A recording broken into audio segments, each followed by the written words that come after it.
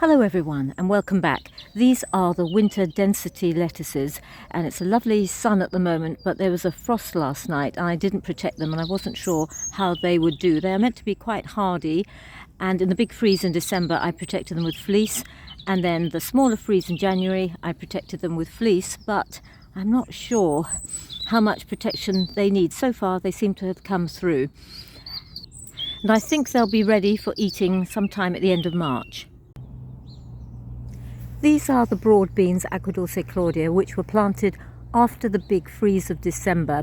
So they were surviving quite well until the January freeze, where we had hoarfrost for about a week. The ground was really frozen and they looked really sorry for themselves, and I wasn't sure they would recover, but they have recovered. But we had a frost last night and they're looking a bit sorry for themselves. I need to tie up a few of them, and one over there, and I think they will survive. Coming over here is where I have the dahlias, and I'm hoping they will survive because I only just got round to doing the first dreaded manure run and putting a whole lot of manure over them to protect them. But I've also put cardboard and some other stuff and that permeable membrane to protect them, so I'm just hoping that will be sufficient. Round into the front here there are the spring onions, the winter white Lisbon, which has always done well and is always meant to be hardy. And then there's a guardsman, which is really doing quite well, and it hasn't had any protection other than this membrane at the top, this netting. What did fail badly were the little seedlings of the beetroot, which, oh look, there's something over there, which really have died off. But even so, I'm going to have a few spring onions again round about March, April.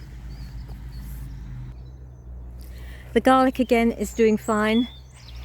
Slightly worrying that it's grown so big. I know last year this garlic, the Lidl garlic, I had to harvest on May the 18th, and I should really be ready to harvest it and checking out whether it's ready or not from the beginning of May onwards. I might try some new garlics next year just for the fun of it. I'll move over to this side. The celeriac, which I wanted to just keep for flowers, a lot of it has died off, but we'll see how that goes.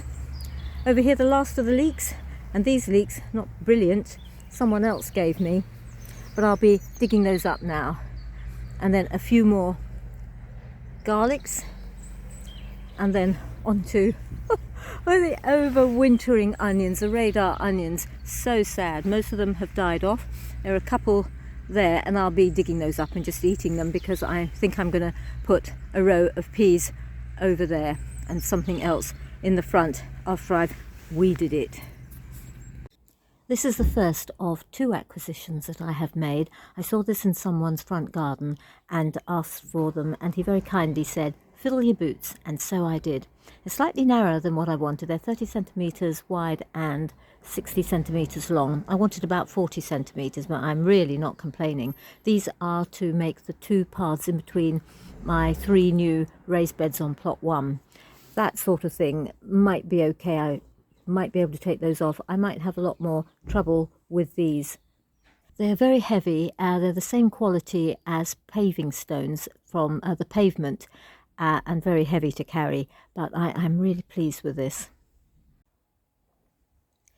And this is my second acquisition. No, not the cat, that's Jasper. These are 2 of 6 scaffold boards that I saw in someone's garden, and about a year and a half ago I asked for them and they said she'd let me, or she said she'd let me know, and she didn't. And that's when persistence pays, because now a year and a half later I asked again and they said yes. And 5 of them are 10 feet and 1 of them is 5 feet, and now I've got to cut them to size and transport them to the allotment. And this bed is in fact a sort of third acquisition. I got some of these long pieces of wood about 2 years ago and started building this a year ago. Then I didn't get any more wood, but just recently, a couple of weeks ago, my sauce has returned and I've got enough wood now to build up and have a nice long raised bed where I'll put the strawberries. I've also got a second acquisition, and these are wonderful turfs around here to try to build up the level of the soil, because it's always expensive trying to fill up raised beds.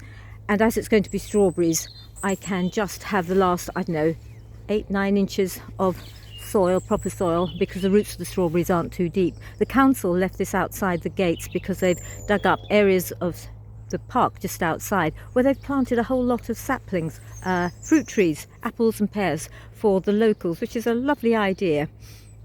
And now I'm going to cover this with manure on yet another dreaded manure run. And here on plot 1 is where I'll be making the raised beds with the scaffold boards and also putting the 30cm paving stones down. And on the middle section is where I've got the raspberries, the autumn fruiting raspberries, Joan J. And February is a traditional time to prune them. And I'll prune them up to about there and maybe take that one out. But as you can see, they're already getting buds, so maybe the end of January sometime. And over here as well, you can see that they're getting buds. And so this I'll do in the next day or two. Over there are some blackberries that I've got in pots that I had taken out of here. Just to remind you, this was 3 long areas and the middle one had the blackberries, so I had to put them into pots, take them home and hope that they survived through that awfully hot summer, and I was watering them no end. And now I brought them back again, but I've decided I'm not going to put them over there.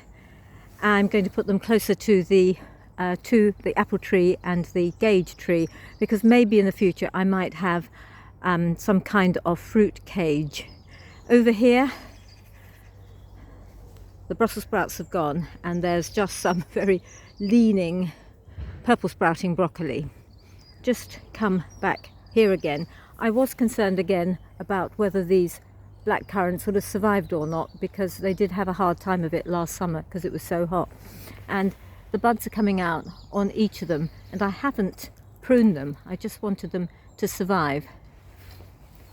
And over there I finally tied up all the branches of the boysenberry as well as the loganberry, and I'll show you how it really should be done. And this is how the training should be done. I'm up here at RHS Wisley at their hilltop, and they've got about 90 different plants trained along the periphery in lots of different ways, and this one is a wineberry. As you can see, they tie it very carefully, and in wonderful different kinds of shapes. And here are 2 Buckingham tayberries, and they've been tied in beautifully.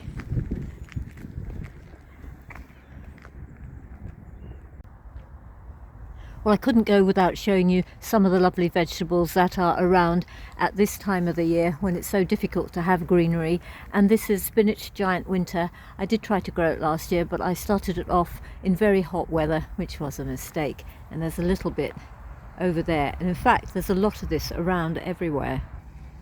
And here is tatsoi that I've seen in Steve's seaside allotment that I really want to grow. And this one is called Emperor's Savoy.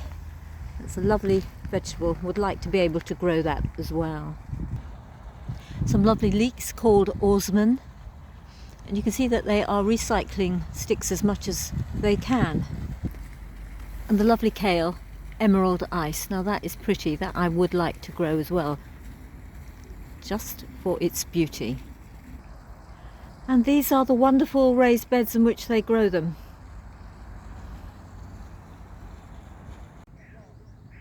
Well, not my garden, unfortunately, but if you've enjoyed the video, please subscribe, please comment. It's much appreciated. Thank you.